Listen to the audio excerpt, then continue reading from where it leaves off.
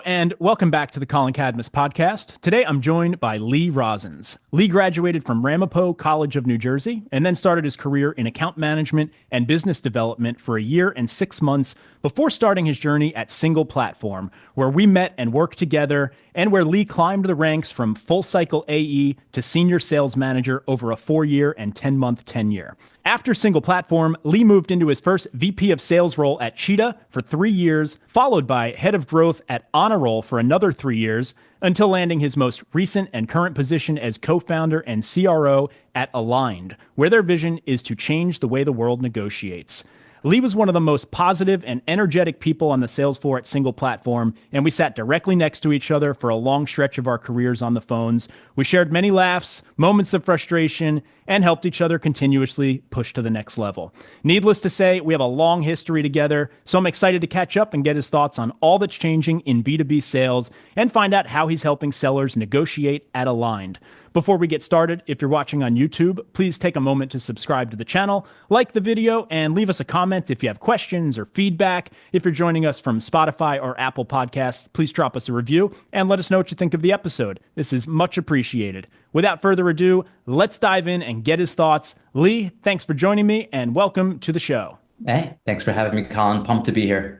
Likewise, man. I have been running through a series of really mostly the same questions over the last, it's been about 6 months since I started bringing this back, and basically pulling up all the hot topics that I've been chatting about on LinkedIn over the last few years. So let's start there. Let's get your thoughts. And then at the end, I want to dive into all the negotiation stuff that you're working on at Aligned. So let's start with a baseline. I like this one. I think it's a good place to start with the broken outbound model. If you disagree with this statement, obviously feel free to disagree. But what is broken with B2B outbound and how did we get here? Yeah, love this topic. This is an exciting one to start on. And before I kind of dive in, as I've been watching and following you over the years, it's very fun because you and I came from a similar school of sales where we learned how to sell in a very effective and efficient way. And two, we've kind of like navigated a journey through different paths in the B2B world with the changing climate. And so I pick up onto a lot of what you say all the time. I think it's awesome. And I think that B2B sales has absolutely transformed. I don't know if I like to use the word broken, but I think people need to be very conscious of how it's changed into a more strategic, buyer-centric, and maybe tech-enabled profession is a way that I like to think about it. People have to leverage technology. They have to build meaningful relationships. They have to deliver value that is appealing to a lot of different stakeholders instead of one, right? They have to try and sell in a climate where people have a lot more information on your product or service because of everything that's evolved. So whereas back in the day, they just learned through you. So I think if people don't try and optimize the wheel, they won't be effective today, given how much things have shifted. Now, I also think that if people over-index on trying to completely recreate the wheel, they'll lose sight of some of the basics that always will work, in my opinion, like, Adam Lehman talks about, which is cold calling will literally never go out of style. It'll always be an effective channel to put people into the pipeline. So yeah, I definitely think that there are some major areas in which B2B outbound feels like it's broken, but it's really it's changed. I'd say like maybe the first area that I think about, right? And that was kind of like a brief introduction to my brain as I vomit everything out. There's been like this rise of the empowered buyer, right? Like the prospects that we are talking to today, the buyers, they have more information than ever. And I notice this across every one of the companies that I've worked at. And more over the years, no matter what product or service we're selling, people have access to reviews. They have access to case studies, right? They know all these different insights. And so I think, and I heard you talk about this, I think on a different podcast, but the buyer journey is a lot more progressed when they start talking to you. Yes. And so, right? And you agree with that? Yeah, I think the stat that you might be referring to is that they're getting about 80% of the way through the buying journey before they will speak to a salesperson. Absolutely. And that was like 5 years ago, that data point too. It's probably that was pre-Chat GPT. Right. Which, by the way, I'm an enormous fan of, and I can talk about that in a little bit if that's one of the topics. But the salespeople now, they need a more consultative, thoughtful approach that focuses on value creation, problem solving than just like the quick out of the box pitch of products. And all these are, I think, a direct byproduct of people just being a lot more empowered and informed on everything. And those people are your prospects you're trying to sell to. Another one that is kind of hand in hand with that, it's around stakeholder complexity, right? I read somewhere that there's like 7 to, I think it was like 9 or 10 different stakeholders on average that you now have to sell to, which is like so different than when it was 7 to 10 years ago, where I think things were a little bit more growth at all costs. You didn't really require all these different stakeholders to have a say. You didn't get the CFO involved in all these conversations. And so now the decision making is for sure a little bit slower, I think, as a result. But salespeople, from what I've seen, they can't just play the role of the seller. They have to be like the facilitator. They have to understand what multi-thread selling is. They have to understand these different personas and talk tracks to appeal to each one of them. Like, it is a far more complex sale than it used to be because you've got so many people involved in these decisions. Yeah, and maybe I'll throw in, I probably should have started with this, but for anyone who is maybe listening to this episode as the first episode, give a little context for the company that we worked at, since I didn't really have much detail in the intro. For those who are returning, you listened to a recent episode with Adam Liebman, who was our VP of sales. Now, what we were doing at SinglePlatform, which was, it was your second sales job, my first sales job. We were heavy cold calling, 100 to 200 cold calls a day. We were calling on restaurants and small businesses. We were not emailing them. That wasn't even really a thing. I mean, they wouldn't have answered emails even if we sent them. So it was 100% on the phones, but we were full cycle reps. So we were scheduling our own meetings, running our own meetings, closing our own deals. And we had to basically make roughly 100 calls a day. We had to put up 200 minutes of talk time. We had to schedule 10 meetings for the next day. We had to hold 5 meetings today and close 1 sale today. And if you hit all of those metrics, it was a cycle. It meant that you like crushed that day. But those were our targets for the day. And so it was extremely transactional. We were on the phones all day, constantly making dials. And so this is like, when we talk about how things have gotten more complex. For us, we've lived through the most extreme of that transition because we literally started out with the most simple of process. And even if we had just went to any SaaS company after that wasn't selling to like restaurants or something, it would have already been more complex than what we were doing. And now everything has just continued in that direction just naturally. And I think some of that, you brought up like, there's so many more stakeholders, the buying process is difficult. And like, I think a lot of that comes from companies are maturing, right? And not just that, like, obviously a startup matures over time, but like an early stage startup is more mature in their mindset now than maybe they were 10, 20 years ago, because they're just following these playbooks and they're hearing more lessons, they're learning things online, all that sort of stuff. And when it comes to buying tech, I joke that like, tech companies have sort of become addicted to like buying their own junk, right? And like you're in a tech company, and we kind of went through this phase of like everything that was pitched to us that sounded like it could help, we just bought it.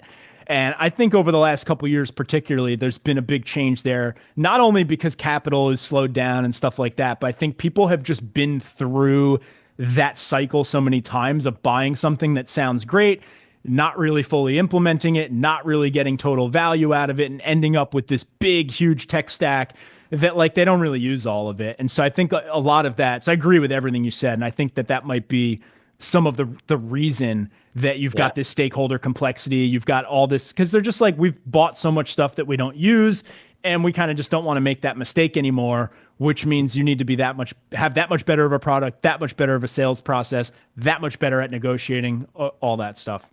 Yeah, well said. Well said, man. The explosion of sales tech has been just out of control. There's like such a tech stack bloat that exists, and there's a necessary cleanse that probably needs to happen more frequently than it currently is. I was looking with my co-founder the other day at our tech stack, and like to our surprise, it was like 15 more softwares than we thought that we were using when we actually looked at it. It grows so fast, man. Fast. It's wild. And because the problem is like, if you want the best, like if you have a specific problem you want to solve and you want to get the best tool for it, it's usually like its own thing, right? And then what happens is they become really popular, and then all of the other bigger platforms want to bake that feature in, right? Right. The problem is they never make it quite as good as like if you just bought the individual like one good tool that crushes that feature.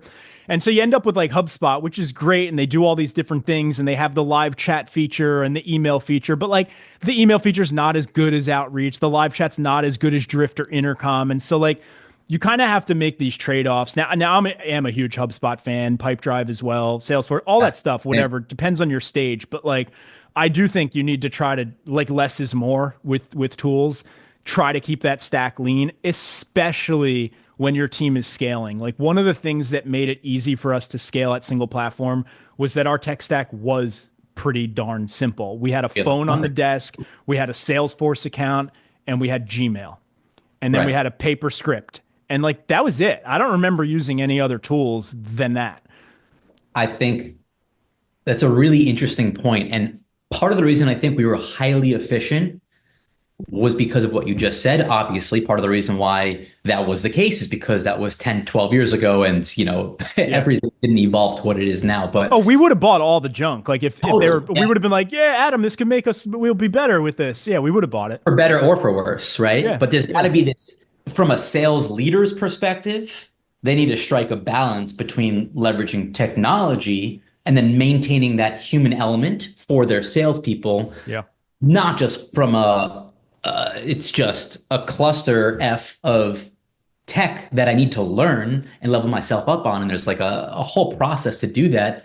But also because if you over-index on all these softwares and technologies, you're going to miss out on all the critical behavioral skills that make you stand out for the better when trying to sell. And I think that that's starting to happen more and more, which people are slowly starting to talk about. Do you what just came to my mind as we're talking through this? I'm remembering at Single Platform, we didn't even have a real-time dashboard for our calls. At least maybe we got it by time you were there, but I don't think so. I think originally we had to wait till 6:30 p.m. when there would be an email that went out that said how many calls we made for the day. Eventually, I think we got a dashboard set up where you could like refresh it in Salesforce and see where you were at. Yeah. But do you remember that? I mean, like you literally had to wait until the end of the day. And I actually think like, I remember when we were dealing with that, all we wanted was real-time data. We were like, it's lunchtime. I want to know how many minutes I've been, like how far am I, like all this stuff. But like in hindsight, I wonder if we were just actually putting up more calls because we had no clue where we were at until 6:30. And all we knew. Yeah. Say that again. There was no distraction. Right. Well, and all we knew is we didn't want to be at the bottom of that report. We wanted to be at the top. And you didn't know where you stood until it came out. So all you could do was keep calling. Whereas like if you see you're ahead for the day on the dashboard and you take your foot off the gas, like psychology plays a role there. It's actually interesting. I had never really put that together, but maybe there's actually an advantage to not having so much insight into everything that's happening throughout the day. I don't know. I got to think that one through, but that's one big difference from Single Platform as we're thinking back through this, that like there was no real time really anything except we had the TV that would, Hoopla would make a big, announcement every time we closed a sale or something. But like generally speaking, if it was 12 o'clock, 1 o'clock in the afternoon, at least for like most of my months on the phone, I don't think we knew like until 6:30 when the official report came out, but we did eventually get something in Salesforce that was like kind of accurate or something like, yeah. Totally. But, totally. It did happen, but I agree. I don't think it was there at the beginning. But man, a lot has evolved. Yes, let's jump into growth at all costs because I want to sort of dive into maybe your experiences at Cheetah. I'm not sure what was going on there, but the question is like, what are your thoughts on the growth at all costs model? What has happened to it? To give a little baseline here, my sentiment on this is that it's sort of twofold. Like on one hand, interest rates are up and everyone wants to be conservative with cash and we're trying to aim for profit instead of growth at all costs right now and all that sort of stuff. And there's still companies that are going to do the growth at all costs thing. I think, I use Rippling as a good example. They're in a space where like you want market share and you want it fast, super high margins, really sticky business because they're dealing with health insurance and stuff. I mean, their product, literally their revenue comes out of your paycheck, like pre-tax. right? Like imagine what churn looks like with that. It's quite different. It's not going to be nearly as high as a traditional SaaS company. So like in a case like that, makes a ton of sense to raise a ton of venture capital and just go out there and just steal customers from all your, competition and whatnot. But it's seeming like there's been a divergence into sort of a newer way. At least we're sort of still paving the trail on what that looks like. But a lot of founders and startups have sort of pivoted toward, just trying to be lean and trying to find ways to do more with less. And maybe they're not going to strive for that crazy unicorn hyper growth, but instead they want to become profitable and they want to become sustainable and sort of be in control of their own destiny and all that sort of stuff. So multiple part question here, but like, first off, like, was Cheetah a growth at all cost company? Like, did you sort of live through that there?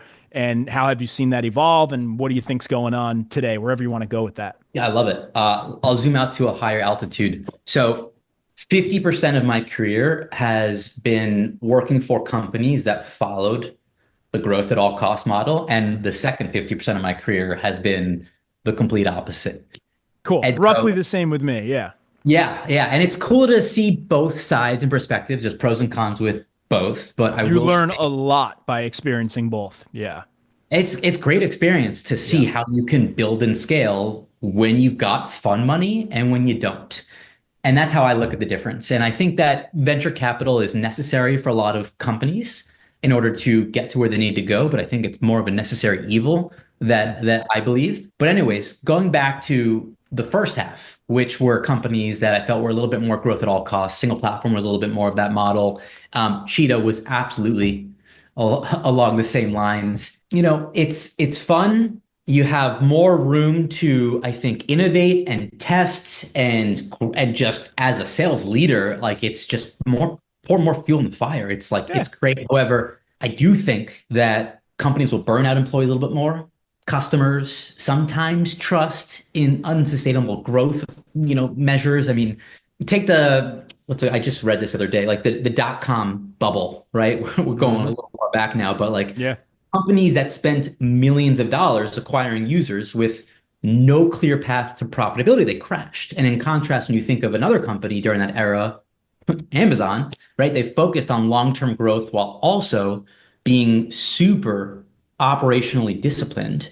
They thrived. And I think that operational discipline, which maybe is like a cloak for finding ways to be profitable and smart with the P&L, is the right way. And so as a business owner right now, we're not VC backed, right? We are not following the growth at all costs model because I think for us, it would be like running on thin ice. Like it might look exciting in the moment, but a single misstep can literally sink your business.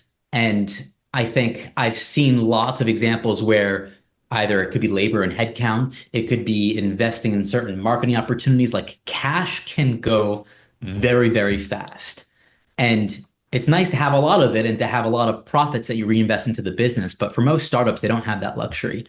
And so I think sustainable growth has to be the North Star. It's what I learned at Cheetah, because I think Cheetah in San Francisco, we went from being a company that raised well over $100 million in funding, and it was definitely growth at all costs. I mean, I scaled the sales team from 3 outside people to we had like over 60 inside people in literally 7 months. That's definitely growth at all costs. Yeah. It was growth at all costs. It's like, okay, well, we 5x'd the productivity of a salesperson by bringing them inside and implementing a lot of what we learned at SinglePlatform. Now let's just go and hire more of them to do the exact same thing. And that's what we did. But, the revenue went up and to the right, no doubt, but the sales efficiency and the ratio between revenue to cost, that was getting shorter and shorter. Do you know how many reps they have today? So you took it from 3 to 60. Did they dial that down? Oh, yeah. They're way, way, way dialed down. I mean, that business is unfortunately in a very different place than it was during the golden era when we were growing incredibly fast. And a lot of pivots have actually changed with how they have to bring that solution to market. But they've got, I think, less than 6 to 8 sales reps now. And specifically to Cheetah, they used to be a world in which they were software sales reps. Now they're more like broadline distributor salespeople that are on the ground going from business to business trying to sell food products. So it's just a very different type of salesperson that's required there. You hit the nail on the head here on a bunch of things. You reminded me, like, it's so true, right? Our jobs can be a lot more fun with capital. We can hire more people. We can take more risks. We have nicer office space. We have cool swag. We have parties, and like, there's a difference there. Whereas when you're on those sort of bootstrapped companies, like everything's just not as bougie, right? Like everything's just a little bit more like you're in a tiny office that's not super cool and the elevator breaks every day and like, stuff like that. But it reminded me of a lady the other day I think she responded to something I wrote, or no, she wrote her own post, but she was writing on this topic. She was like, hey, everyone's debating whether or not you should take venture capital, this, that, and the other. And she goes into this whole explanation, and I read the whole thing top to bottom. And I get to the bottom, it's like basically what you just explained is that it's easier with venture capital. And it's like, well, no shit, right? Like everything's easier with money, and it could be more fun and all that sort of stuff. But like, what are we doing here? Are we building a business, or are we like just starting an expensive hobby, right? Like, so I think that needs to be brought into perspective. And it's easier with money because you have all these resources, and as a sales leader, your priorities change, right? So if you're a sales leader, like I was at Aircall, most of my time was spent like hiring, training, developing, building out process. Whereas if you're at a company where you're not hiring as much, like you really have to keep figuring out like how to pull the lever and like dig into the nuances of your process. And like, you're actually getting hyper focused on making your operations better. Whereas when you're just hiring, that's basically what you're doing full time, and everything else is kind of just sitting there. And then to your point, you made the point there that like things get less efficient, right? Because you're actually not iterating to improve. And as you add more people, it's just diminishing returns and all that sort of stuff. And so it doesn't surprise me, like Cheetah, although you guys are selling to restaurants, there's probably some sort of pandemic impact there. But I would, it still doesn't surprise me because it's the same story almost always, where they say we growth at all costs. I tripled or quadrupled the size of the team. I'm no longer there anymore, and neither are most of the people that I hired. And it's just like, it's been there, done that, seen it. Yeah, so many times. And then you mentioned the .com bubble, and it's like I say this all the time, and like people take offense to it and whatever, but it's a Ponzi scheme. No different than the B2B SaaS stuff. That's what it is. And that's what it is because it stops working when the money stops coming in. That's it, plain and simple, right? So these things are what they are. A Ponzi scheme, people like to say like, well, it's only a scheme if like they were intentionally ripping you off and they were selling you a garbage product. It's like, no, that same exact process can be applied at a larger scale, which is really what the Federal Reserve is anyway. So, I mean, like, if we start at the top with the currency, which is essentially following what is a Ponzi, you keep pouring money in, and if you stop, like, everything starts to break. Of course, everything that's underneath that is going to have, elements of that same practice.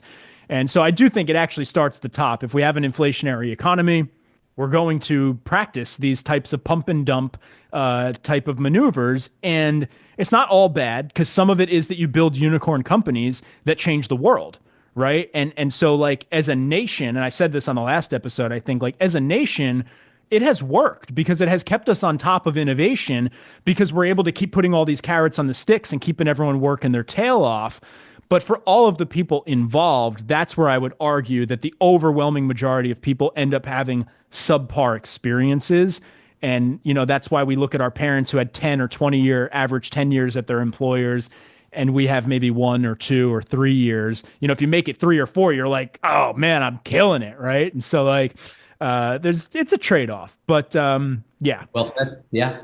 Let's dive into some more details here. So I want to get your thoughts on the quota attainment. Now, a lot of this ties into growth at all costs. And, if we're going to keep hiring more people, we sort of need to keep jacking these quotas up. And then there's people who are like, well, your quota's this, let's add 20% to it. So if you miss your quota, I still hit mine as your leader, and all this sort of stuff. So walk me through how you guys thought about that, at Cheetah, maybe if you want to use an example there. And just generally, like, what do you think is the root cause of low quota attainment in the industry? Just for reference, they say it's below 40% now. Wow. I think it's probably a bit lower than that, but multiple data sources all reflect that.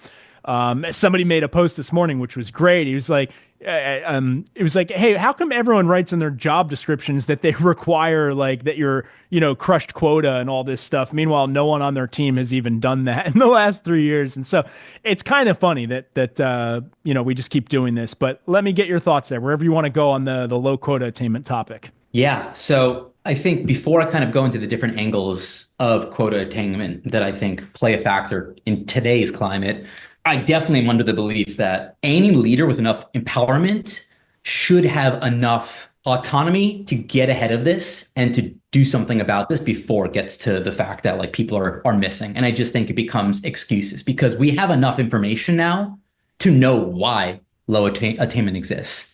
Now, why I think low attainment exists in today's day and age, there's increased competition, right? There's literally like a product or service for everything. We were just talking about technology before. Right? There's likely, 5 to 10 competitors who could probably deliver what you're delivering for the same price point. How do you stand out in a crowded marketplace where it requires you to be exceptionally different? Your product has to be that much better in order to convert at the bottom of the funnel, right? Like all of these things come into play. When I think about reasons that are not competition related, there is definitely all of the scammers out there are not helping salespeople. Like the amount of scam calls that I get a day, I'll tell you, matter of fact, I don't pick up the phone anymore. Like I just don't. Like a decision maker too, right? To lots of people out there, I'm a decision maker. And as you have been as well. And if I wasn't getting calls from people trying to give me all this funding for a business that doesn't exist, or telling me I have all this BS tax stuff or this, everything that is completely it's just irrelevant to my life, it makes me not pick up the phone. And that hurts salespeople who actually have something that can benefit me. And so I think that is another thing that exists now more than it ever did, which has been happening for years now, but it's at its worst, it's at its peak. An additional reason why I think people miss their attainment, and this is probably one of the most debated things on the planet, but I think that there's a bunch of leaders that have to set goals for their salespeople that is based on boardroom ambition rather than sales rep reality. And we've got to hit these milestones and targets to ensure that the VCs are happy with the growth that we're seeing. Because if it's not 3x and 3x and 2x, then they're not going to have the pattern that they need to feel like they're going to get a certain ROI in their investment. Like it's just become such a political race that is not about reality. It's more about ambition. And goes back to that Ponzi scheme, by the way. Totally. It's if they hit those, they call it T2D3. So you have to triple your revenue for 2 years and double it for 3 years. And if you can hit those metrics, they can then raise another round of capital at a higher valuation.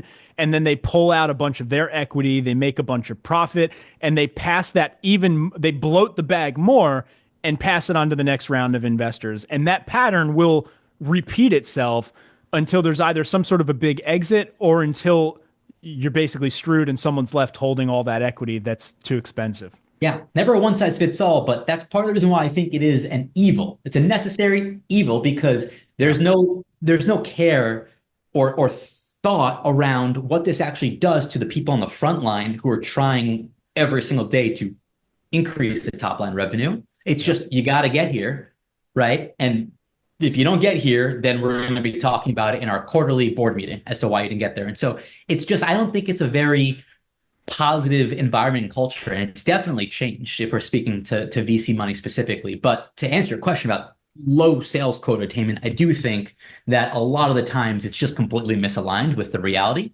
Obviously, I care about having like healthy metrics and the right revenue to sales cost metric and all of those. But sometimes I just think that like people who have no idea what's happening in the business are telling you what needs to happen, even though they're very smart. And it's because their priority is different than yours. Yeah. They're thinking about raising the valuation of the business. They really are not thinking about your customers. They're not thinking about your employees. They only think about those things when they can see a metric that shows that it's impacting their ability to raise the valuation of the business. And so like, it's just all backwards. But, as people always say, like, show me the incentive, I'll show you the outcome, right? If the incentive is to raise the valuation of the business, the outcome is going to be, we're going to make all the decisions that make that possible. And well, then what everything else becomes a lower priority. Your customers, your employees, your product, all of that stuff. And you just said something here that I wrote down. I'm writing a ton of notes here, but I really like the way you worded this. You said you don't think it's a very positive culture or environment, right? This the VC world, and that really rings true for me. And what I think is so sort of ironic about that is that you would not see that from the surface. You would see the opposite. What you see from the marketing of the companies that raise venture capital is they seem like they're so fun. Come jump on this rocket ship. We're going to take offsites to Madrid every year. We're going to be in Hawaii. We're going to do this, that, all this cool stuff. And we're going to send you a brand new MacBook, and we're going to give you a budget for this. And you're going to post a photo of your new desk and all this cool stuff. And like, if you compare that to like you're shopping for a job and you see like a bootstrap company that doesn't have all of those things. They don't have the ping pong table in the office, the beanbag chairs, the kombucha keg, the happy hours, all this stuff. Like it's night and day in terms of which place looks like the better place to work. However, it tends to, I'm not going to say that it's not a great time. You're going to have a lot of fun while you're at these places. The question is how long you're going to be there. Right. And what's going to be your departure? Is it going to be your choice, or is it going to be that all of those ridiculous decisions that were made to bloat the valuation end up being things that you have to, pay the price for later? And the founders get to stick around and enjoy the ride. Meanwhile, they're cycling out, thousands of employees over that sort of 5 to 10 year period. And I just think that that's something that has gone very much brushed under the rug. And I love that people are talking about it. And I don't say this to like badmouth VCs or venture capitalists. Like, they're good people. I love them all. Never really met a venture capitalist I didn't like, to be honest with you. I tend to like them. They tend to be smart people. They're not usually operators, so they're not going to know all the details and the ins and outs of the business. But they're doing what they're supposed to do. They're supposed to invest money and get a return on that investment. That is what they do.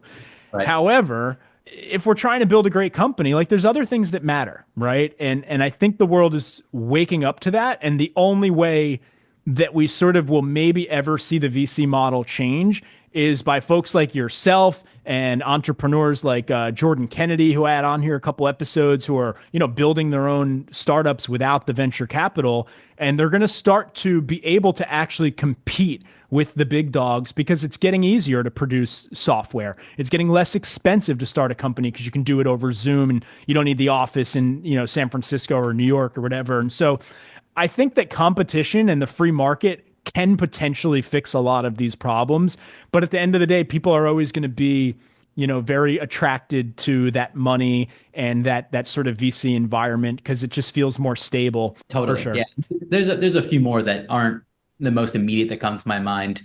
I do think that like soft skills, behavioral skills to kind of take a back seat now, along with training in general, because people have just an overload of softwares and sales enablement tools to learn and to master in order to make their job better and them working smarter instead of harder. I just think people lose sight with a lot of like the key pieces that make somebody really great at the art of the deal and the deal with people. It's still a relationship game, and it's maybe becoming that even more now. And so there's all these things that add up. But to go off of what you just said before, and I know we were really pulling this thread on venture capital, and then it trickling down to, the sales leader and the salespeople. And then obviously it's all related to sales quota attainment. But something that I think really matters in the culture, which absolutely helps salespeople achieve their targets, is the sales leader being able to create something that's positive and fun, right? Like you said this in my intro before, I absolutely pride myself on being somebody who's going to try and create a culture where people definitely try and be the best versions of themselves, which you and I have heard a million times over. But if there's one thing that I take with me through every one of my jobs, it's literally that. And I think about, is going to like crush all the Mets fans out there, but every Yankee fan is going to know what I'm about to talk about. Think about Derek Jeter. Okay. You're probably like, where could this be going? But Derek Jeter, obviously he was great on paper, but what he did in the clubhouse and what he did as a leader for the New York Yankees is a huge reason as to why they won so many championships and why he was such a successful winner. And yet when you compare that to a sales organization, yes, we can look at the numbers. We could look at the hits. We could look at the average. We could look at what he did in terms of his fielding percentage. But what are the intangibles? How are you actually inspiring your people to go above and beyond? How are you actually creating a world where they're like happy and positive and incentivized and understand that it's about a greater good and like it's going to make, my boss happy and me happy that we're doing well together. Like all these intangibles are not written on a spreadsheet. And so that's where I think there's a massive disconnect between creating a good culture where salespeople actually can perform better. Think about Jeter and what he did in that culture. And then one in which where you're just looking at a bad culture, but hey, we'll obsess over all the KPIs. And so I think that like that can never go away. And it's probably easier to go away in a world now where most organizations, not most, but a lot more are remote. And it's more difficult to maintain that world. I'm going to throw in a little bonus question here while we're on the topic of positivity.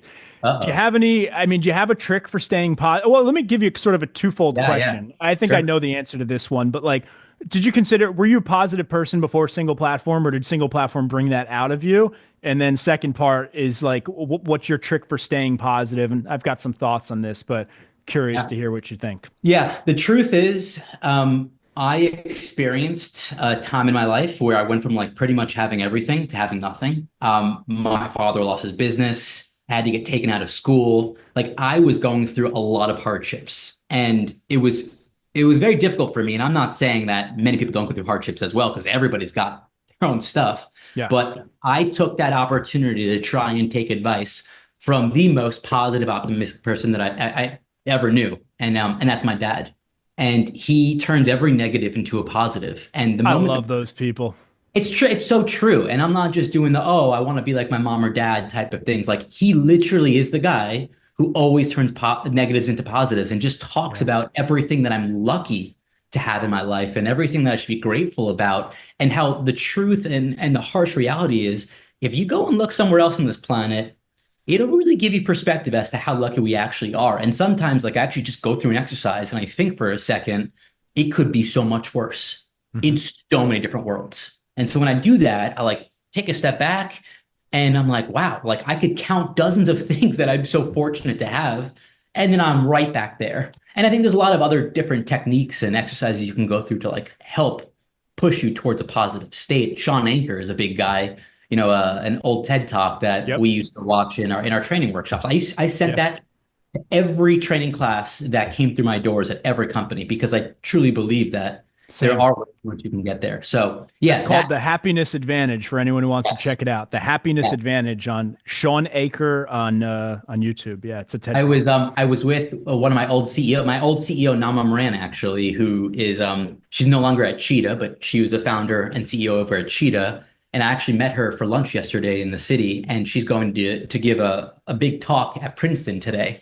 And it's about the happiness advantage, believe it or not. But she didn't know about the video. She doesn't know about Sean Anker, but everything she described to me was around how she's talking to all these Princeton students about the formula in their minds about how, they need to be very successful in order to satisfy X people and Y expectations, when again, everything is backwards, right? You got to find a way to organically get to that state, and then everything else follows suit. And like, we had a fun time talking just about this yesterday. So I think very similar, right, along these lines. And I forget where this got brought up, but it might have been a YouTube video or something that I was watching recently, where the topic was like, what's the difference between sort of these people who think positive and these people who are kind of all negative? And I think it was, I'm drawing a blank on his name. John Deloney, Dr. John Deloney. He's on the Ramsey Network, and he's a psychiatrist, psychologist, and he talks a lot about anxiety, depression, all this sort of stuff. And this video popped up, and the lady was asking, she's like, I find that I'm so negative and I don't want to be. And she's like, people make comments to me that, I tend to say negative things. And now I've become self-aware of it. And I noticed that like every time I open my mouth, I'm like, God, why that sounded so negative? Why do you say that? Why do you think that way? And he was, she was asking for advice, like, how do I get out of this loop? And one of the things that he said was similar to what you said. It's like you almost want to really get yourself in a habit of constantly reminding yourself how much worse some things can be. And I think that is like a very clear difference between people who have so much self-pity versus people who really are just generally positive. Because it's a spectrum, right? Like everyone has bad stuff in their life. You look at like, I don't know, Barron Trump, who grew up in a golden apartment, in New York. Everything's gold, and he's got a golden rattle as a baby, probably. He's going to have things that make him upset in his life. And to him, it's going to be no different than the things that made you upset, because it's a spectrum. It's like you have your good and your bad, and everyone's got that, And so I think you hit the nail on the head, and that's what's worked for me really well over the years, is when you find yourself sort of down in the dumps. It's just like, what worse could happen, right? What people are going through something worse. What positives do I have right now? What is working? And try to just focus on those things. And it all starts in your head. It's that internal dialogue. And that was the piece that he was saying to her. It's like, if you find yourself saying negative things out loud, you need to start by stopping yourself from saying them to yourself, because you're doing that all day long, probably inside your. Easier said than done, but that's it. Yeah, right. The first step is becoming aware of like what you're doing. So, and she nailed that. Yeah, exactly. Yeah. The hardest part is becoming aware of it, because the negative people who don't even realize that they're negative, or some people realize it and they like it. They just feed off of it.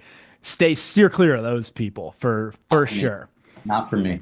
But let's get your thoughts on the average tenure of VP sales, because you defied the odds. I did in my first VP of sales role. I made it 3 years. And that was a more bootstrapped company. They had some venture capital, but it was not growth at all costs by any means. And so, I do acknowledge that even at Aircall, we hit all of our numbers. Right. And still, it's hard to make it to the 3 or 4 year mark, right? Now, COVID played a role in that and whatnot. But anyway, and actually maybe yours did as well. But what are your thoughts there? Did you have some secret sauce to making it 3 years? Did you come across, sort of any big bumps in the road that you maybe accredit, maybe some decisions or things that you did that maybe extended your tenure, or, what do you think? Oh, yeah, this is a fun one. And I mean, you can dive into the broader cause of that, that shorter, wherever you want to go on that topic. Sure. Yeah. Let's have fun with it. To try and be succinct, I'll start off by saying this is going to come out a little biased, but I think without question, and I've read this as a popular opinion by many, the VP of sales is the most challenging and difficult position to have at a company, period. Now, why that is, right? Obviously, it's a lot more black and white when their function and their impact is succeeding or not based on revenue and numbers, whereas other people, it's a little bit more gray, but they sit at the crossroads of strategy, of execution, accountability for revenue, right? The lifeblood of any business. And at times they're tasked with, I believe, balancing short-term revenue goals with long-term growth. They have to navigate between the C-suite, the investors, the realities of the sales team, right? Who you said are failing, 60 to 70% of the time. The demands of the market and the outside forces are constantly changing, right? They have to be constantly strategic. They have to be tactical. They have to be empathetic. They're asked to scale teams, right? And be this incredible recruiter of usually some of the largest teams in an organization, while also thinking about obviously the process and the motion and all of those strategic decisions. They have to align cross-function and go on and on. I've thought so much about this topic over the years. A lot of the times, VPs of sales are not set up for success. I've pretty much seen it at every single one of my companies. Either the people before me, the people after me, people a lot of the times do not succeed. I don't know what the stats are around this. I mean, you said their average tenure is 18 months. And I believe it has to be lower, by the way, because that comes from LinkedIn data. And if you get fired in 3 months, 6 months, you're probably pulling that off your profile. Right. So 18 months is what people publish. So it's probably worse on average. I definitely agree. The data probably doesn't tell the full story there, but bottom line, I don't think anybody will disagree with you that it's an incredibly difficult position and they're not always set up for success. But hey, you find a great VP of sales and you align on expectation, you give them all the tools and the empowerment and the trust to succeed. If they are a great VP of sales, I think they will completely transform your business, like without question. And so it's, it's for many, it's the most important decision that they make, either from a co-founder, CEO standpoint, from the investors. But the harsh reality, like you said, it's a revolving door. And I see it all the time. It's industry agnostic. It doesn't matter what industry you're in, but for sure in B2B SaaS, it's prevalent. Yeah. But hey, it's like the NFL. If you don't produce right now, you're out. It's just the way it is. Somebody actually the difference, I would say the one difference with the NFL, it's a good analogy. The one difference is like, if you recruit a great player to your team, I don't know that there's this same notion that like investors in the team are getting rich just because you like got them on the team. They have to deliver, right? Whereas like what happens in this VC world, and it ties into this sort of Ponzi thing that happens, is like they're trying to raise that next round of capital, and they want to raise it at a higher valuation because then they sell some of their equity at a profit, right? That's how they get rich. And so this concept of like cycling in new leaders, I think plays a big role in that because it's part of their pitch. It's how they say that we're going to make this tremendous next leap to, to all of this revenue. And it tends to be very difficult to tell that story if you're not currently like on some huge unicorn trajectory, which most companies aren't, because not everyone's a unicorn, but yet they're all striving for those numbers. And so it becomes easier to paint a picture of hyper growth that lies ahead of us when you say, we're getting rid of Lee and Collin. They've never gone this far, but we've got this big hire lined up who's coming from Salesforce, and they've, done all this incredible stuff. And that narrative is easy to sell to investors because it sounds like they have it figured out. Even though I think most people at this point know it's complete bullshit, and bringing in a new sales leader almost never means that like things are going to suddenly get better, unless your sales leader is just cancer, unless they just suck. But like usually the main determining factor is like, do people want your product? Is it good? If it is, a shitty sales team will still sell it quite well, and you can get a great sales team and they'll sell it even better, and you can get a great sales leader and they'll amplify that and all that sort of stuff. But at the end of the day, it really kind of starts with like, does anyone even want what you're selling? Is there any real value there? My last main point was just that. It's like, take it away. Product, because it completely changes the game for every version of a salesperson, whether it's a IC or it's a manager. Absolutely, completely agree. Yeah. It's I hope people start to catch on to this stuff, because it's exhausting just watching it happen to so many of my friends. And it's like clockwork. I see them announce their new VP role, and I just I have a mental clock of like, how long do I think this one's going to last? Is it going to be a year? It's going to be 2 years, 3 years? What's it going to be? And it's like clockwork every single time. And you would think that meant that they're a bad sales leader. But they're not, because they keep getting the job at the next place, job at the next place, job at the next place. And it's because we're all good sales leaders. It's not rocket science to be a good sales leader. It's hard to be great, and everyone has different strengths and weaknesses, and there's different things you'll like and love about certain sales leaders. But it really is not rocket science. But when you look at the average tenure and failure rate, you would think it must be. Yeah, right? So something's wrong with job to be good at. And obviously there's indicators that a CEO and a C-suite should look for in that person. Of course. Look for all the competencies in the world in the interview process in the first 3 to 6 months. But I think once you get to a steady state, it is absolutely in the best interest of the business to ensure that they continue to set up a world where that VP of sales can be successful. Because I think when you have to replace that VP of sales, the amount of productivity, the culture, the whole process, everything has such a long delay. And that has an impact on monthly, quarterly, and yearly targets. So I don't think that that's always considered as much as it should be. And if it was, I think that would be much higher. They don't think about it at all. When you're about to get rid of someone, you're like, maybe, all right, hey, Collin, he's grown businesses to 50 or 100 million, whatever. We need that next stage person who's gone farther. Now, first of all, anytime you're hiring someone who has experience doing something, there had to be a time they did it first. Yeah, I know. I think that's one of the most hilarious Which beliefs. means they did it without experience. So it's so stupid, this notion, but they're like, well, maybe they'll be better at it because they've done it before. No, what they're going to be better at is coming in and trying to tell your team to do everything exactly the way they did it last time. And we already know that isn't how it works. So it is absolute madness there. But I do think it's good that people are talking about this. You know, it needs to be social pressure. That is the only way that VCs will eventually change these behaviors. But as long as they just get away with it and people just act like it's okay, they will just do this because their incentive is to just raise the valuation of the company, and they just want to have a good, strong narrative. They really don't care. And if you're coming in there, you know, I think you actually started off by saying leaders should be able to get ahead of this stuff by having the right conversations and knowing what's possible and all this sort of stuff with growth. A lot of the times, the more you actually know, maybe the shorter your tenure is going to be because you're literally telling them that you can't hit these numbers and you're ludicrous for thinking you can. And they may even know that's true. But if they say that to their, you know, in their next board, they're not going to get the next round of funding. So now, because you actually know what you're talking about, you're gone, bro, because you can't be saying that in the boardroom because we got to tell them that we can do the impossible. And Right. so it's Yeah. like, it's a highly complex situation where it's like the more accurate you are with your forecasting, well, now you're lacking ambition. And that's a problem. It's like, well, do you want me to give you a target that will hit? Do you want me to lie? Like, I'm not sure what you're telling me to do here exactly, right? And I can't tell you how many times I've ended up in these situations where you're sort of being told to lie, but they won't exactly tell you that.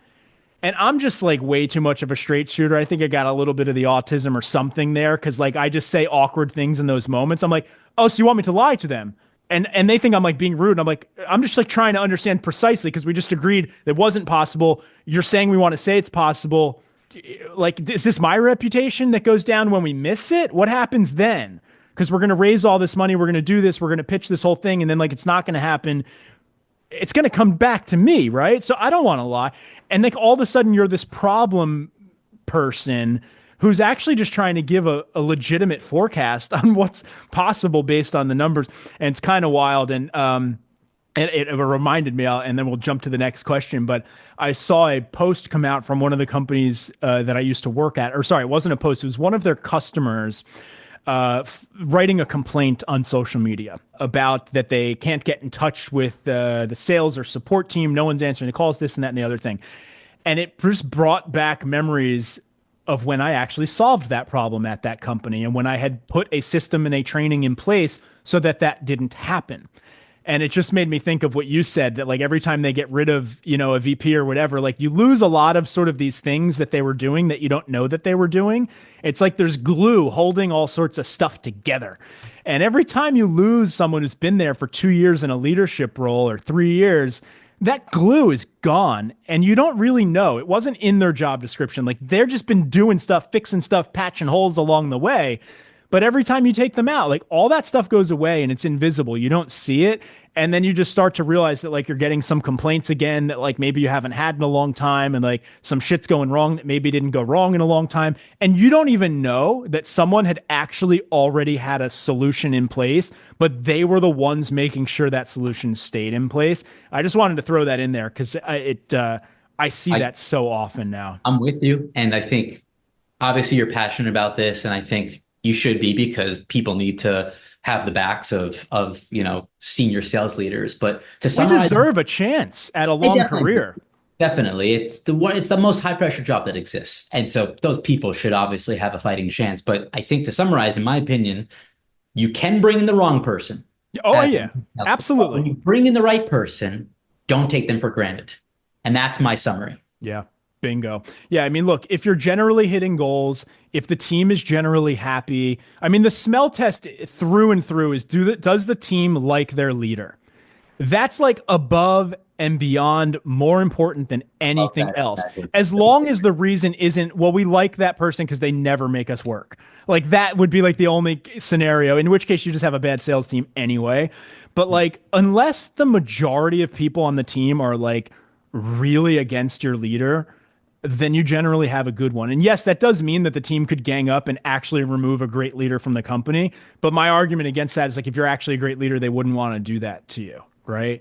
So yeah, it's like what happens far more often is that it's people on the board that are questioning the leader. And then you go ask their team and they're like, no, we love them. Like, it's great. And things are going pretty good. And like, things could be better and whatever, but like, no, it's like pretty good. And like, that's why we just told all our friends to come work here and all this stuff. And it's like, yeah, it just that the two don't really add up. It just doesn't make a lot of sense until you realize that the name of the game is all about that valuation.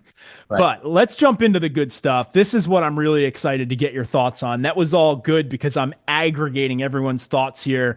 And It's starting to show a very clear trend that we are all mostly on the same page on most of these topics, which is great. But let's talk about what you're building at Aligned. I got two questions here. Let's start with what is Aligned. Just give us the elevator pitch, the story, and then let's go into like some details if you're comfortable sharing. I don't want you to give away too much of the too much for free, but give us some insight as to like how you're leveling up negotiation and yeah, take it away.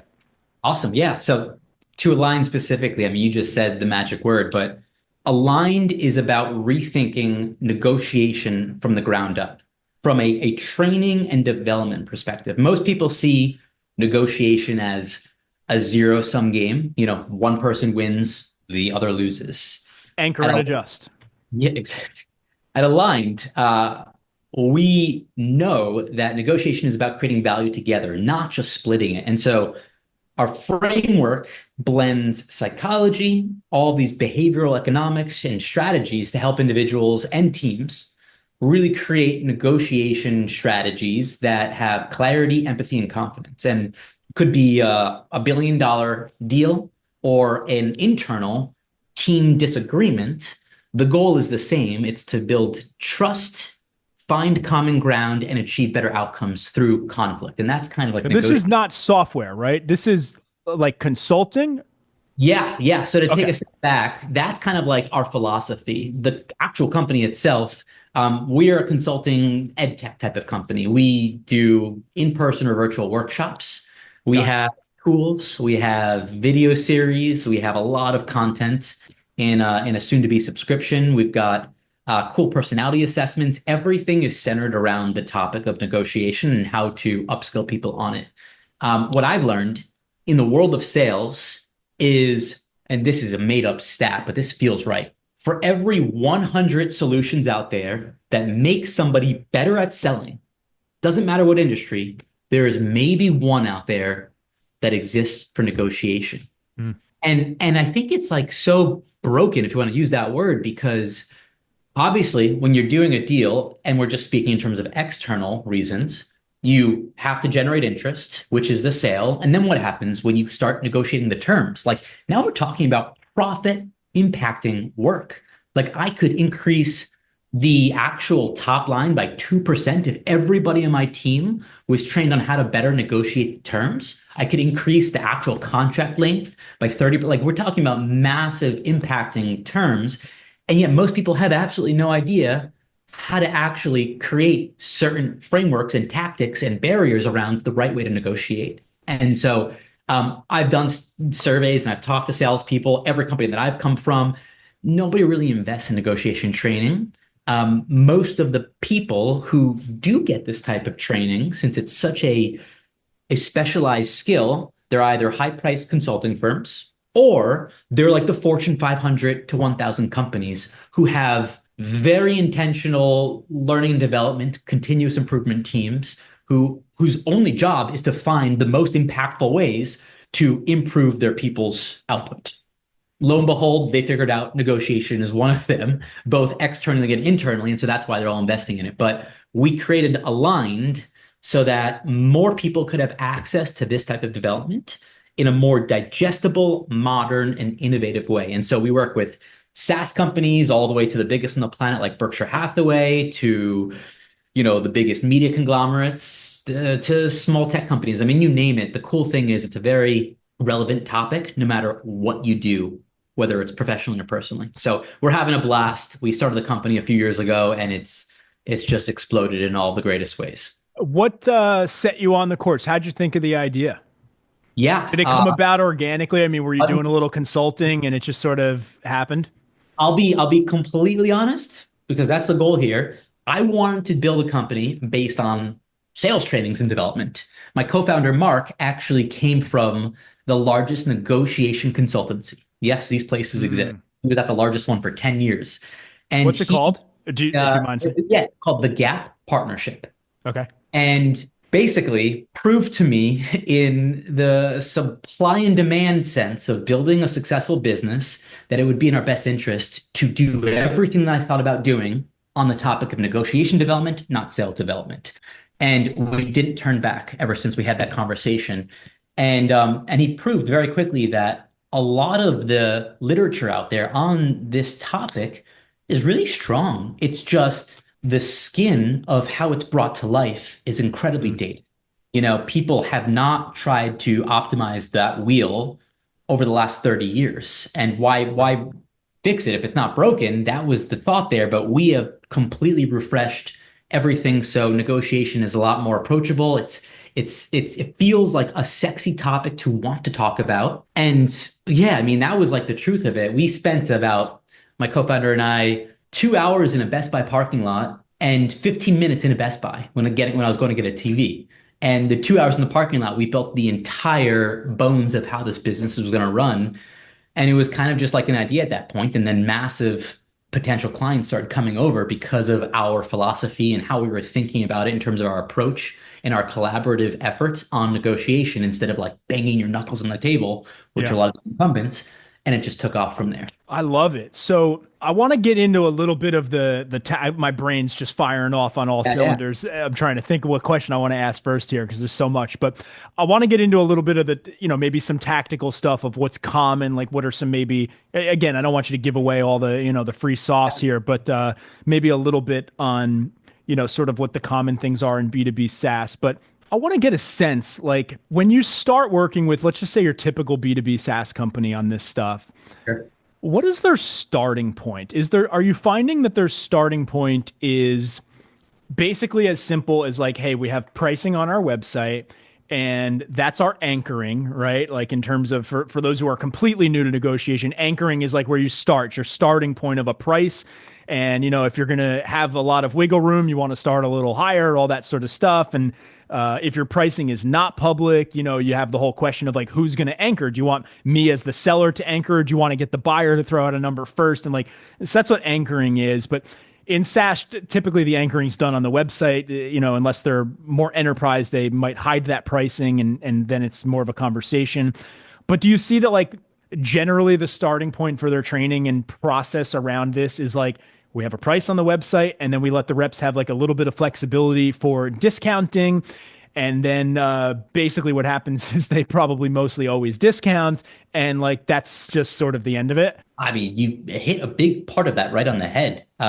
With SaaS companies specifically and salespeople specifically, a lot of the times they feel their only term that they can trade back and forth on is price. When the reality is, when you actually break down the entire value of a deal, there's so many other areas of value, right? You can think about how long the contract is. You can think about additional features or functionalities that they're going to purchase from you, right? There's all these different ways to maximize value. And a lot of the times, salespeople and sales functions, they just don't prioritize listing every one of these terms, ranking them, and then understanding in what instances do I actually try and throw this one in or try and throw that one in? Where do I start, right? What is my flinch? What are the gets and the gives? Like there's all of these nuances to both behavioral upskilling and then the technical side where you can actually follow tried and true frameworks and tactics that show you how to actually do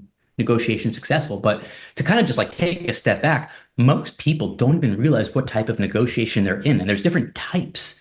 There's transactional types of negotiations, just like sales. And there's very consultative partnership negotiations. And the reason why that is so important, and we see this with all SaaS people, is they have to be able to alter their mentality and their persona when they're in these different ones. And it's all based on different criteria, like what is the length of the term? What are they negotiating over? Like how many people are in the market that also have the same product or service? Like they just don't follow a data-driven process that shows them what negotiation they're in. That's the starting point. When they know what negotiation they're in, from there, they can then follow a very clear process that is really about preparation and communication that leads them onto a very seamless journey we call sales town, but to the proposal where they're aligned and then everything kind of, gets squared away. But a lot of people don't understand how to properly prepare and communicate, and that's where we overemphasize. So I would argue a lot of the preparing has to do with the pricing and the packaging of the product itself and the compensation and incentive plans. So are you guys getting into all of that with these clients? Oh, absolutely. Yeah. Okay. We really just dissect the Okay. So I was gonna say, if you don't, it's like it's almost a much harder job. Like you oftentimes what makes negotiating easier is like having pricing set up the right way, having the right tiers of products and playing around with that type of stuff. And yeah, that stuff tends to be done by like product marketing, tends to not, have a whole lot of collaboration with the sales team, whereas like if there's a certain thing that like, you go to the customer success team, and I imagine you guys do a little bit of interviewing and pulling some data, from these clients, and like you talk to the CS team, like, hey, what do clients value the most? Well, they really like when we give them this white glove treatment, and like, we kind of automate a lot of this stuff, but they really like when we answer the phone. Okay, would they pay 10 grand for that? Right. To have full access to you. Why don't we start selling that? Right. And it's like, it's those conversations that tend to lead to a lot of this stuff. So it makes sense that you're going in and kind of looking at everything and starting from, because it starts with the pricing and the packages, and then the incentive and compensation for the salesperson has so much to do with it, right? Because I think about the way that you celebrate things on a team has a lot to do with this too. Like, one of the problems that I don't want to say I solved, or sure, one of the problems I solved at Aircalls, everyone would just discount, right? Like the second someone asked for it, they were allowed to do it. So they would just do it because they wanted to close the deal. And, it goes back to like, show me the incentive, I'll show you the outcome. Well, there was really no incentive against them doing it, except their MRR would be like a little bit lower, but the deal would move much faster. And it's like, okay, well, as a company, do we want to stop that? Are we okay with that?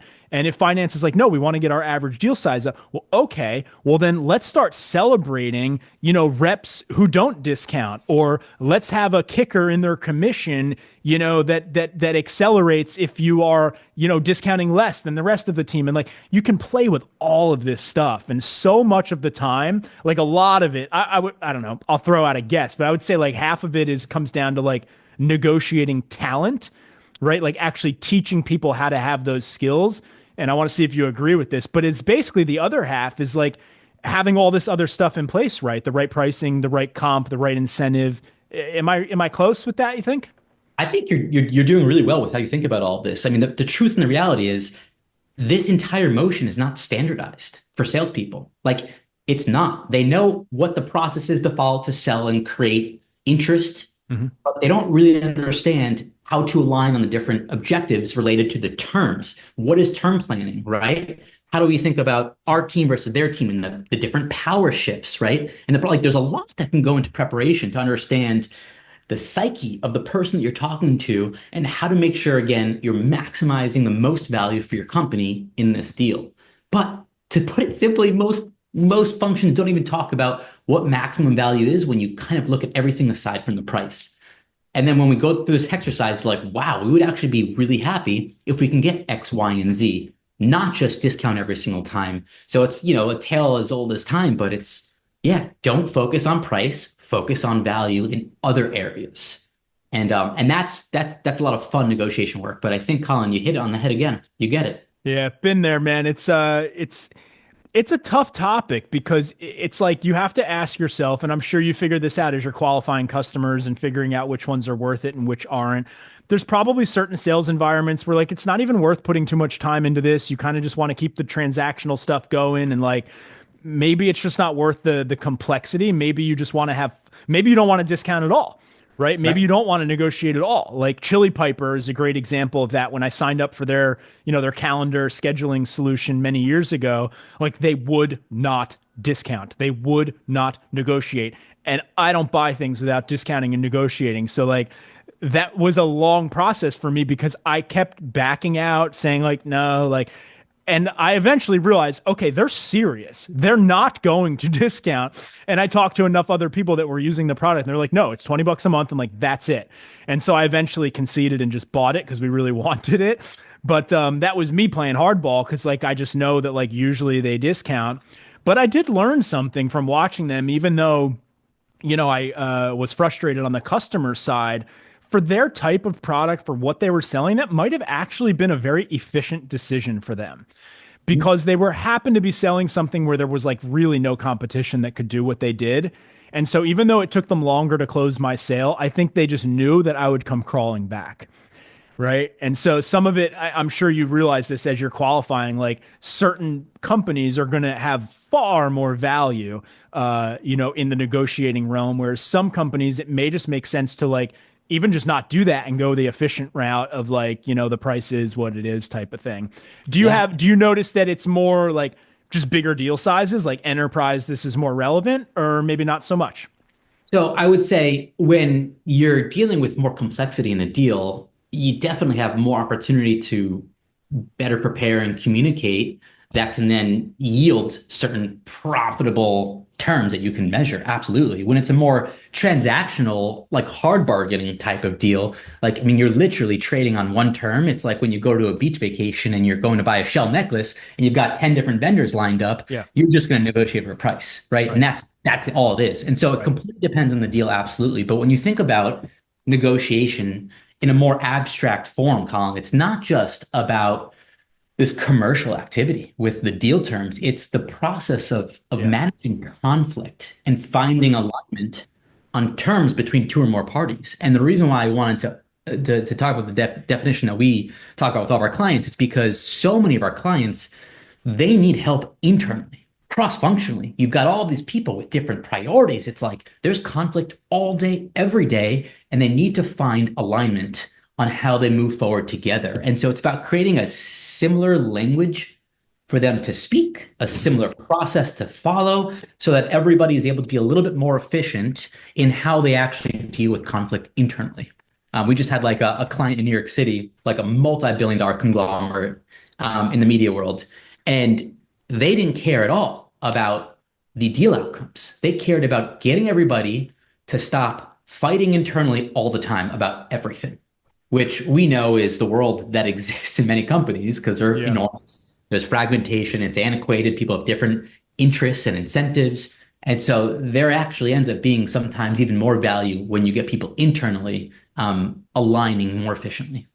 Oh yeah, that was a huge obstacle for us when I started at Aircall. There was, they were coming from Paris. They have a huge office in Paris. They had just opened up an office in New Two York. different cultures. Yeah. Two very different cultures. There was a lot of, because now you have two CS teams, one in the US, one in Paris, two sales teams, and you have sort of two engineering teams and a lot of clashing and all sorts of stuff. And that was a big part of the job was getting them all, and really what it came down to, if I'm being honest with you, there's a little bit of like remove some cancerous people, obviously, but it's really getting people into the same room and like talking through stuff and like just doing the hard work, having those conversations and chipping away at it. Right. And like once you break down, and that's a lot of what I would imagine you guys are doing is just getting people talking about this stuff. But you got good stuff. Do you have let's see if I want to try to get like a negotiating tip here that might be, easy or relevant for maybe, some new folks that are starting out. So let's say I'm kind of a new AE,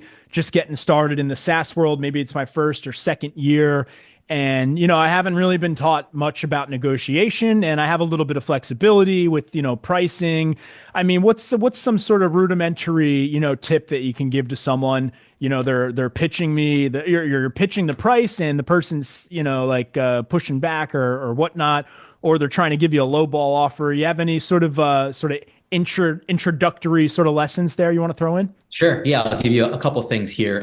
Some is based on just all of our learning. Some is based on the literature. Some you've already talked to. But without question, the most important stage of the entire negotiation process is communication. Most people are by default bad communicators. Doesn't make them bad people, but like there's a lot of ways that people could improve how they actually communicate with people, right? How can they actually set very clear terms? The whole terms preference, how do they exchange information? There's different review strategies, right? There's positioning, anchoring, there's different flinches that you can give. So really just doing your research into how can you communicate effectively with clarity, with confidence around the terms of a negotiation. Again, if it's not external, it doesn't need to be around terms. It could just be about conflict in general, that you're trying to talk to somebody. It could be internal about a raise, or it could be you're trying to talk to the leader of a different department about a conflict of interest. Like anything, communication phase doesn't get the love and attention that it needs. It is the stage that we overemphasize the most with every one of our clients. And then I would say just easy advice. There's a lot of really good books out there for people on negotiation. Split the Difference by Chris Voss is a great start. Never Split the Difference, right? Never Split the Difference. Yes. Yeah. Have you read it? I just tried to invite him on the pod. Actually, I would love to chat with him. There you go. I didn't get a response yet, but Chris Voss, if you're out there, I want to talk to you. That'd be very cool. Look, and he got a nice little shout out for a competitor, but he's got the biggest personal brand in the negotiation development space without question. So yeah, read his stuff. It's pretty good. Yeah. I'll throw in, I guess, I don't know, my one sort of negotiating tip that I always teach. I don't know I guess it is negotiation. It's sort of not. But this is sort of the one that comes to mind for me, is like when people ask for a discount, my sort of general rule of thumb. Now, of course, this can vary, right? So I don't want to say this is one size fits all. There's going to be people who are in certain scenarios where maybe this is just not the right thing to do. But generally speaking, in software, B2B, SaaS, tech, cloud, whatever, I like to tell people to get in the habit of, I mean, first of all, I will echo what you said, the communication piece, like your price delivery is incredibly important. I would say that the negotiation almost sort of starts there when you deliver price. Although if price is already on your website, it's kind of, you're already past that point, but by the time you start talking. But when they ask for the discount, my default training is that you should say no and defend your price point 3 times before you even consider it. And I say 3 times because it's an arbitrary number, but 3 is a good number. But because 1 is not enough, and even twice is probably not enough. And so what I want salespeople to get in the habit of when I teach them this, and I think I learned this from Jared Greenberger at SinglePlatform, who I don't even know if you remember him, if he was still even there when you started. Actually, he probably was. Yeah. But when I was in my first month on the phones there, he sat right next to me, and I had Matt Vigliotta on the other side, and I was sitting next to sort of 2 like senior reps. Yeah. And I remember hearing Jared, they would ask him for a discount, and he was just like, no. And I was like, holy shit. Like, just no? Like, that's it? And like multiple times they would just be like, okay, and sign up. Now, we weren't selling a very expensive solution, so it didn't take a whole lot of defending, but he just had this line, and I can't remember exactly what he would say, but first he would say no, and like he wouldn't even like explain. It was just no. And he would see if that was simple enough to just like, because sometimes people just ask, can I get a discount? Like, do you guys, no. Well, okay. Part of their buying process. Yeah, because why not ask, right? But then he would defend it too. He'd be like, well, the reason that our price is the way it is, I can't remember the exact words he used, but like that was his process. Now, he was the extreme of that, because I want to say that he would walk away from deals, like he would not discount, like he just wouldn't. Meanwhile, the rest of us would like discount. I think we were allowed to discount like 1 or 2 deals a month or something. Like there was this sort of a cap to it or whatever. But that's what I've carried that through in Doctor.com, in Aircall, in Zenny, and everywhere that I've worked, is that you just get yourself in the habit of being so darn confident in your price that A, you're prepared for them to ask for a discount, and B, you're prepared to defend your price point, not once, but twice, but 3 times. And if you do that, just that piece of training alone will raise the average deal size in most B2B companies, because I think just most of the time people are discounting just because it reduces friction to the close. And so it's similar to like the cold call, where like you got to get comfortable. And then once you're not nervous anymore, you're just like risen away on the phones. Once you have to get that level of comfort the same on defending the price. And I find that like even some of salespeople have been doing this for years. They've sort of just always used like the handicap of discounting, that they never really got truly comfortable defending their price point. And I will close with the fact that I think that when you defend it, it actually brings greater validity to everything that you're doing, rather than jumping right into some sort of a concession. Because if you ask me for a discount, and I'm like, yeah, all right, I could do 20% off, that reaction tells me you literally just tried to rip me off. Yeah. Because you just gave up so fast on that, like so fast, right? So I just throw that in there. I'm sure this is none of this is new to you, but that's the one tip that I would throw in there while we're on the. I think it's great. I think it's like a very clear playbook that people can follow on negotiating probably the most valuable term that you've negotiated over, which is price. Yeah. Paired, and then you know how to communicate with clarity, right? Bingo. That's like you are embodying a lot of the important pieces that add up to a successful negotiation. So yeah. Yeah. One more just came to me. I'll throw it in there, which is when you're delivering your price, you can pre-defend it. Like you can pre-address objections, right? Like let's say you are on the higher end of the market, like you're more expensive than your competitors. You want to say why when you deliver that price, right? Again, I know you know all of this, but I'm just throwing it in there. What? Yeah. Yeah. Like give them that why, because if you can prevent the objection altogether, like let's say we're the Louis Vuitton, and the reason we're the Louis Vuitton is because Kim Kardashian and all these elites wear our stuff, and it comes with status, right? Like that's why. And so you don't go into Louis Vuitton and ask for a discount because you already know why it's more expensive. It's not because it's a better bag. It's not because the materials are better. It's not because it's made in the USA. It's because of the status that it brings you. Totally. That's it. And the reason people don't ask for discounts is because they know that the marketing has conveyed that message. You got to precondition them to feel the same effect about your product or service. And if you can do that, look at the impact. Bingo. You ever see the Paylessy fake commercial?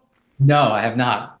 You gotta Google it on YouTube when you get off. It's Paylesi, and it's a fake shoe store that is actually Payless. And what they did is they did an experiment. You know Payless shoes, right? It's like the cheapest, shittiest like shoe store. And so they went in there to a Payless shoe store and it's just overhauled the appearance of the store and made it look like a Louis Vuitton status store. They called it Paylessy. And they did this big grand opening. It was somewhere in Beverly Hills or whatever, I think. And, had all the attention outside, and they were drawing in all these rich people, and they marked the prices up like through the roof. But it was all Payless actual shoes. And they show the reactions of the rich people coming in there, and they're like, oh, these are beautiful Italian designer. Like, I'm buying 3 pair, this, that, and the other thing. And it was all the same stuff that you buy for $18 at Payless. And it just goes to show you that the confidence in that delivery is what built the value. So I always found that to be is reality over and over and over again. I'm going to check that out. It sure is. Yeah, it's a good one. All right, so check out Aligned at alignednegotiation.com, ALIGNED, negotiation.com. That's your guys' URL, right? Got it. And what kind of companies should look out for you? I mean, who's your target ICP? Any and all. We work across different cultures. We are in Europe for a month last year, Asia Pacific, and then companies as small as 10 to as large as thousands. I mean, we work predominantly in large companies, but we exist to make sure that smaller companies can receive the same benefits on the most profit impacting skills that the big guys out there are getting. And so take that how you want it. Bingo. I love it. So check it out. And where else can people follow you? I found you on X and you're on LinkedIn, right? Yeah. LinkedIn, the main and Instagram. Spot. You got it. Yeah, right. For the travel photos. Of course. Good stuff, man. Lee, it's been too long, man. It looks like neither of us age. I think we look the same as we did the day we met, which is kind of crazy. But here you are married with kids. And my God, it feels like yesterday that we were just sitting down making cold calls next to each other. But it's actually been a long time. So this was great. This was really good. We'll have to do it again sometime. Keep in touch and let me know how things are going at Aligned. Amazing. Thanks so much, Collin. This was a blast. Likewise.